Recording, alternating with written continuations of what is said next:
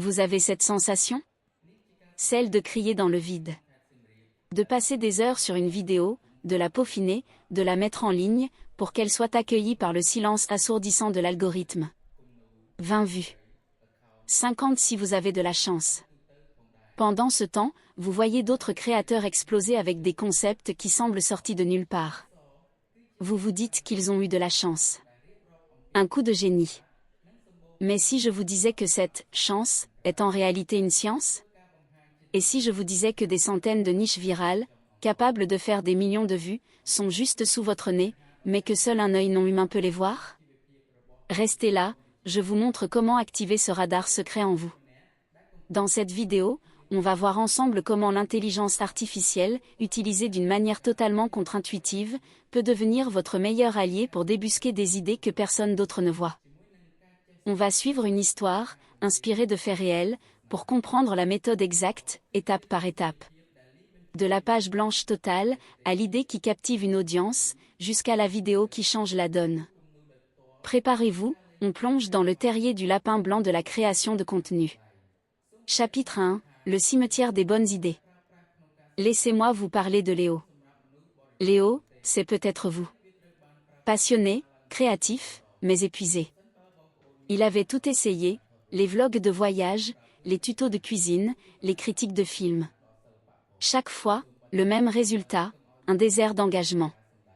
Il passait ses nuits à scroller, à regarder les autres réussir, se demandant ce qu'il faisait de mal. Son problème n'était pas un manque de talent, mais une erreur de perception. Il regardait ce qui fonctionnait déjà. Il essayait de reproduire le succès des autres, en y ajoutant sa petite touche personnelle. Mais en faisant ça, il entrait dans un océan rouge, une compétition féroce où seuls les plus gros poissons survivent. Chaque vidéo était une goutte d'eau dans une tempête. Il était coincé dans ce que j'appelle le cimetière des bonnes idées, des idées qui, sur le papier, semblent excellentes, mais qui sont déjà tellement exploitées que personne ne vous remarque. Il était sur le point de tout abandonner, convaincu que la création de contenu n'était pas pour lui. C'est souvent à ce moment précis, au bord du gouffre, que la véritable innovation se produit. Et pour Léo, elle allait prendre la forme d'une simple conversation avec une machine. Chapitre 2, la fausse promesse de l'IA. Frustré, Léo s'est tourné vers l'intelligence artificielle, comme tout le monde. Il a tapé les requêtes classiques, « Donne-moi des idées de vidéos virales », « Quelles sont les tendances sur YouTube en ce moment ?» Sujet de niche avec peu de concurrence. Et l'IA lui a répondu avec une liste, prévisible. Faites des vidéos de réaction sur des clips de K-pop, lancez une chaîne sur la productivité avec la méthode Pomodoro, essayez les challenges de 24 heures. C'était pire que tout. L'IA ne faisait que régurgiter ce qui était déjà populaire, ce qui saturait déjà les algorithmes. Elle lui montrait l'océan rouge, mais en version bodybuildée. Il a compris une chose fondamentale, en posant les mêmes questions que tout le monde, on obtient les mêmes réponses que tout le monde. L'IA, utilisée de manière basique, n'est qu'un miroir de la médiocrité ambiante. Elle amplifie le bruit, elle ne révèle pas le signal. Il était de retour à la case départ, mais avec une nouvelle conviction, le problème n'était pas l'outil, mais la manière de s'en servir. Mais ce n'est pas tout, car c'est en explorant cette frustration qu'il a eu un déclic qui a tout changé. Chapitre 3, l'IA comme sismographe des émotions. Le véritable tournant a eu lieu quand Léo a cessé de demander à l'IA QI créée, pour lui demander pourquoi les gens regardent. Il a changé de perspective.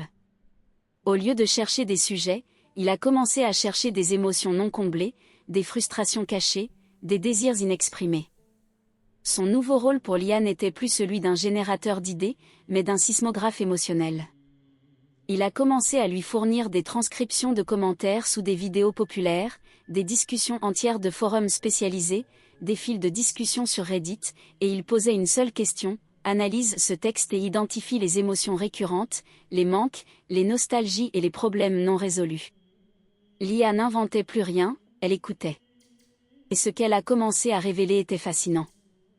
Sous des vidéos de restauration de vieux objets, elle n'a pas détecté un intérêt pour le bricolage, mais une profonde anxiété face à l'impermanence et un désir de contrôle dans un monde chaotique. Sous des vidéos de cuisine de grand-mère, elle n'a pas vu des recettes, mais un sentiment de perte des liens intergénérationnels. Léo ne cherchait plus une niche, il cherchait une faille émotionnelle à combler. Chapitre 4 – Cartographier les océans bleus de l'attention. Fort de cette nouvelle approche, Léo a systématisé sa recherche. Il a défini une méthode qu'on pourrait appeler la cartographie des points de douleur. Il choisissait un domaine qui l'intéressait vaguement, par exemple, les jeux vidéo rétro. Au lieu de demander idées de vidéos sur les jeux rétro, il demandait à l'IA, agit comme un psychologue culturel. Analyse les forums de rétro gaming et les sections commentaires des vidéos sur le sujet. Extrait les expressions de nostalgie. Identifie les frustrations communes des joueurs de l'époque qui ne sont pas adressées par les jeux modernes. Trouve les souvenirs sensoriels les plus puissants évoqués par les utilisateurs. L'IA a alors généré non pas une liste de jeux, mais une carte d'émotions. Elle a mis en évidence un sentiment puissant, la perte du mystère. Les joueurs se plaignaient que les jeux modernes étaient trop guidés, qu'il n'y avait plus de secrets à découvrir, plus de légendes urbaines à partager dans la cour de récré. L'IA a même isolé des phrases comme « Je me souviens du frisson de trouver une zone secrète par hasard » ou « cette sensation que le jeu était un monde immense et inconnu ». Et voici le plus important, Léo avait trouvé son océan bleu. Un besoin émotionnel fort, clairement exprimé par une communauté, mais pour lequel il n'existait quasiment aucun contenu dédié. Chapitre 5 – La naissance d'une niche virale inconnue. L'idée a alors jailli, claire comme de l'eau de roche. Léo n'allait pas faire des tests de jeux rétro. Il allait créer une série de vidéos intitulée « Les fantômes dans la machine ». Le concept ? Des mini-documentaires sur les secrets les mieux gardés, les mythes et les légendes urbaines des jeux vidéo des années 90. Pas des solus, mais des enquêtes. Il allait recréer ce sentiment de mystère perdu. Par exemple, une vidéo entière dédiée à une rumeur sur un personnage caché dans un jeu de combat, en interrogeant des anciens joueurs, en analysant le code du jeu. Il ne s'adressait plus à tout le monde. Il s'adressait spécifiquement à cette émotion, à ce manque identifié par l'IA. C'était une niche ultra spécifique, presque invisible pour quiconque regardait les tendances de surface. Mais pour les personnes concernées, c'était plus qu'une vidéo, c'était une réponse à une nostalgie profonde. Il a utilisé l'IA une dernière fois, pour peaufiner le tir. Il lui a demandé, en te basant sur les analyses précédentes, génère 10 titres pour une vidéo sur ce sujet qui évoque le mystère et la curiosité, sans utiliser de clickbait.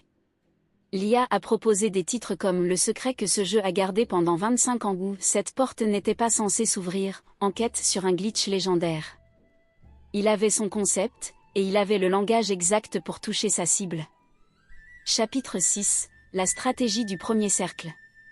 La première vidéo a été mise en ligne. Pendant les premières heures, il ne s'est rien passé. 25 vues. Léo a ressenti une pointe de doute. Mais ensuite, quelque chose de différent s'est produit. Le peu de gens qui ont vu la vidéo n'ont pas juste aimé. Ils ont commenté. Des paragraphes entiers. J'ai cherché des infos là-dessus pendant des années, cette vidéo me ramène 20 ans en arrière, merci. Le taux d'engagement était stratosphérique. Pourquoi ? Parce que Léo n'avait pas essayé de plaire à la masse. Il avait créé un contenu pour le premier cercle, les superfans, les gardiens de la flamme de cette niche émotionnelle. Ce sont ces personnes qui ont commencé à partager la vidéo, non pas sur leurs réseaux sociaux généralistes, mais dans les endroits où se trouvait la tribu, des serveurs Discord passionnés, des sous-forums Reddit spécifiques, des groupes Facebook d'anciens joueurs. Il ne disait pas « Regardez cette vidéo cool », il disait « Enfin, quelqu'un qui comprend ». C'était un cri de ralliement. Le contenu ne se propageait pas comme une traînée de poudre, mais comme un réseau de mycélium, sous la surface, de manière invisible mais puissante, connectant les passionnés les uns aux autres. Chapitre 7 – L'effet boule de neige. Et c'est là que la magie de l'algorithme a opéré. Les plateformes sociales ne récompensent pas seulement les vues, elles récompensent l'intensité de l'engagement.